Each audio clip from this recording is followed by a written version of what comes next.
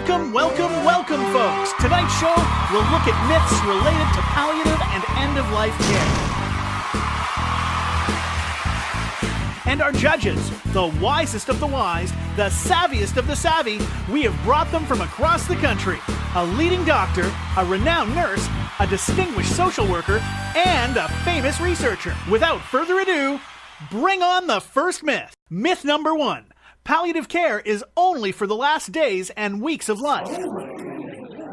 Palliative care is not only for the last days and weeks of life. It should start much earlier. Patients experience symptoms and quality of life issues throughout the illness, right from the time of diagnosis.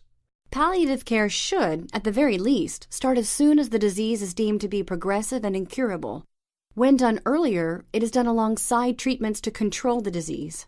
Research shows that starting palliative care early and not waiting for the last days and weeks of life results in a better quality of life, reduced depression and anxiety, and in some cases, a longer life expectancy. Palliative care should start early when a disease is found to be serious and life-threatening. Makes sense. Our next myth. Starting palliative care means I'm dying. As we've just heard, palliative care is not restricted only to the end of life. Many people would benefit from palliative care long before they are in the terminal phase. Palliative care means focusing on improving quality of life and engaging in important discussions, no matter how long one has to live. And don't forget, palliative care, when started earlier, can be done alongside treatments to control the disease. Enough of this negative talk. Starting palliative care early means many more months of better quality of life. On to our next myth. Palliative care starts when there is no further active treatment available. Palliative care is very active care. It requires treating symptoms using different medications and approaches, treating complications of the disease, making the right choices between different treatments and care goals, providing psychological and social support, and providing spiritual care. These are all active treatments. Although controlling the disease may not be always possible, there is always a lot of active care to be done. Palliative care is active care. Okay, next, starting palliative care means giving up.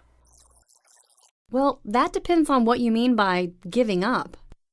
When cure or control is still possible, palliative care is done alongside treatments that try to cure or control. When neither cure nor control is possible, palliative care becomes the main focus of care and is ongoing and active. It's not about giving up. Starting a palliative care approach means that care continues. And now, our final myth for the evening. Palliative care means getting doped up with morphine until the end. Let's make it clear. Firstly, morphine and other opioids are safe and effective medications when used appropriately to treat pain. The goal is to control pain and have a person clear of mind. Secondly, if a patient does become sedated as a result of using morphine or other medications, it would be a side effect that needs to be resolved. And thirdly, becoming increasingly sleepy and fatigued is a normal process of dying. Too often, morphine or other medications are blamed for this when they are actually innocent. When sedation is needed, which is the case in some situations at the very end of life, sedative medications are used, not morphine. The goal of palliative care requires effective and judicious use of medications. Well, that concludes our palliative myths for tonight. Be sure to tune in next time when we examine 5 more myths associated with palliative care.